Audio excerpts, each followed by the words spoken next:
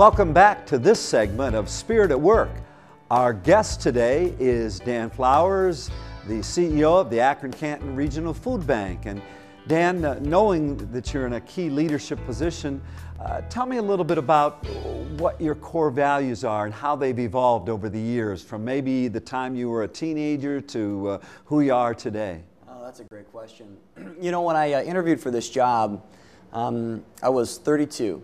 And I put together this little sheet, and it was Daniel R. Flowers' core leadership values: trust, accountability. They would have been in alphabetical order, so accountability would have been on the top. And I had this whole set of values, and you know, it's funny because I think that although those are my values that I expressed that day: accountability, trust, dependability, and things. I don't operate at this point, you know, with saying, well, one of my values is being nice, so I need to be nice.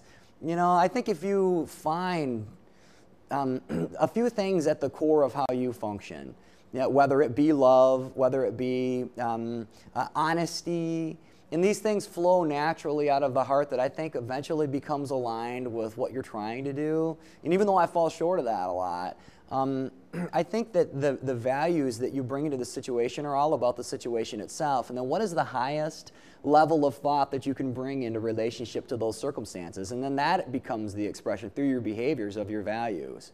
And you're saying in some sense becomes second nature to you? Yeah, so, you know, for me to list off, you know, trustworthy, loyal, helpful, friendly, all these things that may be values, to me, that's really not that relevant. Kind of like a resume is not relevant, you know, when you're talking about the moment. So, you know, so then you may come away from an interaction with me feeling good, I hope, and then maybe that is somehow an expression of a value, but I don't operate out of this, well, you know, love is a value, I need to act lovingly.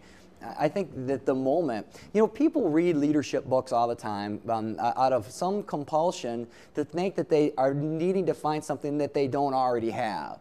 And I think I've come to learn that I already have inside myself, and with you and other people in this community that have loved me and poured wisdom into me, all the answers that I need to my questions. Sometimes because of the responsibilities of leadership and the demands that we have and trying to meet all of those responsibilities, we can tend to stray from those values, even get some exaggerated sense of our own importance. Yeah. How, and you having been named a CEO at the age of 32, how have you been able to keep your ego in check? Well, that's my fight daily. That's our fight, I think, as humans. Interesting though, I think anyone that goes into leadership at a young age like I did, or goes into leadership in general, is usually at the outset propelled by their ego strongly. And that ego is fueling it. I want to achieve this position, I want to make this money, I want to distinguish myself through this set of activities. That ego is the same thing that will grind you to bits if you keep operating on it long enough. It will take you out, guaranteed. And when I have looked at the swings and the fluctuations of my leadership, the times I've done it best have been the times where I've been least personally invested in it, when I've been most willing to lose the job, when I've been most willing to lose the title, and when anything that comes with it are the times when I've stood most in the interest of the food bank and in the interest of the values that it represents. They go way beyond what I'll ever do, whatever I can do personally. So, you know, my advice to the young leader who's out there is, okay, use your ego, you know, you're going to need it. It's got some practical applications in life when you're looking at your income statement. You know, there's these times where you have to click in practically. But the things that are propelling you to distinguish yourself are things that eventually one day will be gone. The title will be gone. These things don't last forever. So if you can live without holding on to them and lead without holding on to them, then you're really leading in your true self. And sometimes I see it, most of the time I fall short. You mentioned don't hold on. What should you be holding on to then? You've got to have some center. That's a great question. Well, I think when you're not holding on to a strong sense of self, then you're really holding on to the moment and its richness. And whether it be sitting in a staff meeting, sitting at a board meeting, driving to visit with a charity, hugging a client at a food pantry, or making a difficult decision with a staff member, when you're in that moment and you're not trying to seek some type of glory for yourself, when you're not trying to distinguish yourself at how good you are at managing situations, then I believe that's when you're in the kingdom of heaven. That's when I believe you're in the moment and you're being authentic and true to the role and the responsibility. But when you're seeking the outcome for yourself, then you're going to steer the situation towards your benefit, and you'll lose in the end. There might be a leader out there saying, that's all fine and dandy, Dan, I want to hold on to that moment, but that's pretty hard to grasp.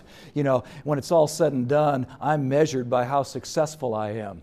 And people are measuring me. And in saying that, I would ask you, how do you define success? Well, I could say I live and die by the numbers like everybody else in town, right? So as soon as the income statement, as soon as the pounds drop off, the board has an obligation to see that this organization is run in a certain way. If I fail to deliver on that, I'm gone just like you and you. That's the way it is.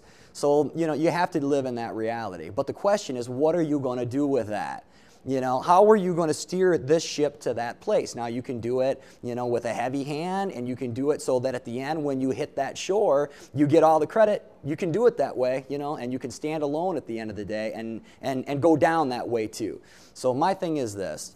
Tell me what the outcomes are, and let me figure out the best, most earnest, loving, softest way that I can achieve this outcome. And you should never confuse kindness and love as a sign of weakness in business. There's no need to ever have a staff member in front of you and light them up. Now, sometimes I fail, but you don't have to do that. You can be in love in the way you interact with people. So, in the reality of the outcome, you have to live and be shaped by that. But that doesn't have to drive you to ego. What, in the midst of all of that, can you think of a specific challenge you've had as a leader or as being faithful to your own values? How much time do we have? Yeah, every day. We have a minute. Every day.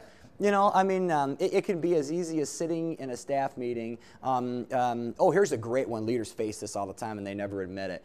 When you're in a position of leadership and you're interviewing candidates for a job, when they're really good and they're really strong, almost everybody has thought, if I hire this person, they're going to be better than me. And those are the moments where you got to check it down and say, well, then if they are, then good for the food bank. Yes. And so that's a small example. There's a million of them in every meeting. If I don't talk now, how am I going to come off and all that stuff? But when you give it away, that's when the organization owns it, not you. Hey, thank you very much. Again, you're reminding us in this segment of the reality of that ego that has a positive side to it, and yet you also need to let it go. Come back for the next segment.